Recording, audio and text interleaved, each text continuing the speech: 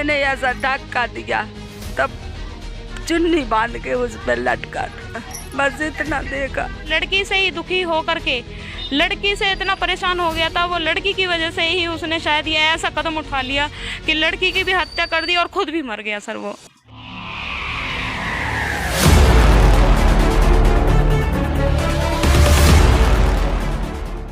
नमस्कार, मेरा नाम है आयुष शर्मा, मेरे साथ देख रहे हैं स्वराज मीडिया नेटवर्क। और इस वक्त हम मौजूद हैं राजधानी दिल्ली के होलंबी कला के मेट्रो विहार में। और आपको बता दें, यहाँ से एक बहुत ही ज़्यादा हैरान कर देने वाला मामला सामने आ रहा है। शुरुआती जांच में ये बताया जा रहा है कि एक 10 साल की बच्ची की हत्या कर दी जाती है उसके ही पिता द्वारा, और उसके बाद आत्मग्लानि के चलते वो खुद भी फांसी लगा लेते हैं। इतना ज़्यादा दुखी हो जाते हैं, इतना ज़्यादा परेशान हो जाते हैं उस हत्या के बाद कि उसी कमरे में खुद को बंद करके वो फंदा बनाकर चुन्नी का उससे लटक जाते हैं। बहुत ही गंभीर आरोप लग रहा है, बहुत ही गंभीर मामला सामने आया और वो इसी घर से सामने आया जिस वक्त आप हमारे साथ ये ऊपर देख सकते हैं। और इस वक्त जो स्क्रीन पर आप वीडियो देख पा रहे हैं वो उसी कमरे की है जहां पर ये जो है वो घटना हुई थी। पूरी जो बिस्तर है उस पर लड़की का शव पड़ा हुआ मिला था। 10 साल की बच्ची बताई जा रही है।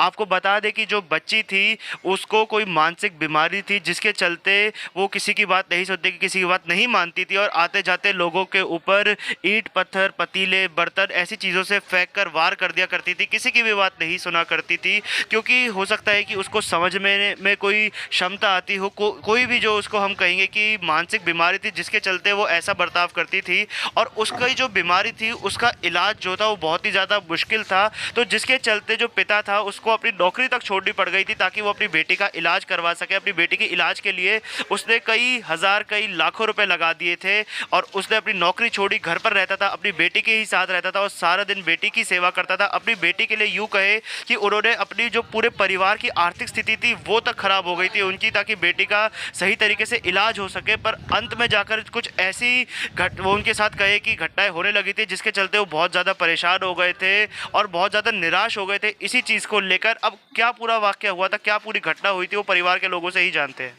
इस वक्त मृतक की बहन हमारे साथ मौजूद है, उनसे बात करते हैं और हादसे के बारे में जानने की कोशिश करते हैं। मैडम, आपको कैसे सूचना मिली थी इसके बारे में? सर मेरे को फ़ोन के द्वारा, मैं गांव में थी तो मेरे को फ़ोन पे बताया गया है कि भाई ने फांसी लगा ली है। लड़की के बारे में मेरे को कोई उस टाइम पे कोई जानकारी नहीं दी थी कि क्या हुआ क्या नहीं हुआ। जब यहाँ पे आई तब मेरे को पता चला है कि वो लड़की से ही बहुत ज़्यादा परेशान हो गए थे, क्योंकि लड़की वो बचपन से ही मेंटल थी।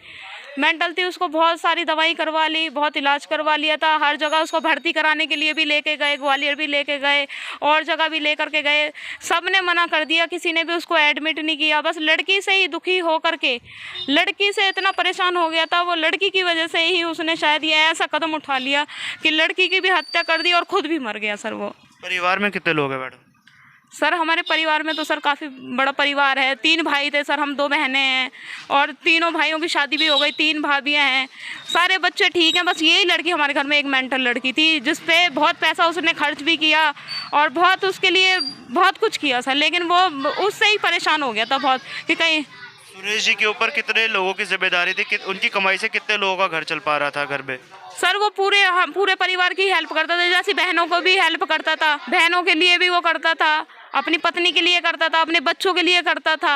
लेकिन ये था कि वो अपनी लड़की की वजह से कुछ नहीं कर पाता था, कहीं ना काम पे नहीं जा पाता था। जैसे जैसे लड़की बड़ी हो रही थी वो भाग जाती थी घर से, इसीलिए वो कुछ भी नहीं कर पाया। उस लड़की को ही देखने के लिए वो घर पे ही रहता था। जब हादसा हुआ था उस वक्त सबसे पहले किसने देखा था? उस टाइम पे मेरी मम्मी ने देखा था सर। तो अब हम उनकी माँ से बात करते हैं जिस व्यक्ति की मृत्यु हुई है, उनसे देखते हैं। मैडम, क्या देखा था आपने जब आपके बेटे ने फांसी लगा ली थी? क्या देखने को मिला था कमरा खोलने के बाद? कुछ नहीं साहब, हम तो सो रहे थे, सो गए, नहा धो के रोटी खा के सो गए। अब बस लड़का था तो वो फ़ोन चला रहा था, नाती वो मेरे पास बैठा था, नीचे बहुती तो वो अपने नीचे बैठी थी। अब मेरे को काम पे, मैंने सोचा कि 3 बजे काम पे चली जाऊँ, तो मेरी नींद खुली तो मैं टेरने गई कि बेटा बंधु प्यार से बंधु कहते थे, नाम सुरेश था, तो बंधु कहते। मैंने गेट खटखटाया, गेट खटखटाते नहीं बोला मो, तो मैंने ऐसा धक्का दिया, तब चुन्नी बांध के उस पर लटका, बस इतना देखा। बच्चे की क्या स्थिति थी उस वक्त? उस वक्त भी बच्चे को नहीं देखा, लेटी थी बच्ची, उसको छोड़ने में लगे थे, नातियों में दोनों छोड़ने में लगे थे। बेटा इसने का जिंदा होगा तो थोड़ा मिल जाएगा, नहीं मिला बेटा, बस इतनी बात है बेटा, नहीं देखा किसी ने, कुछ नहीं देखा।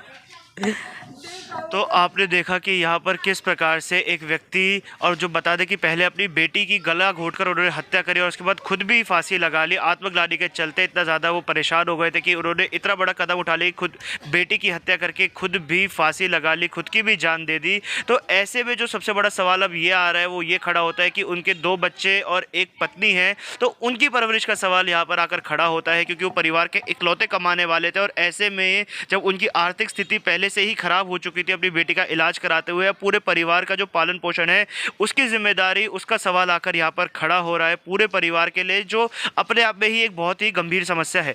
कैमरा पर्सन आकांक्षा के साथ में आयुष शर्मा और आप देख रहे थे स्वराज मीडिया नेटवर्क।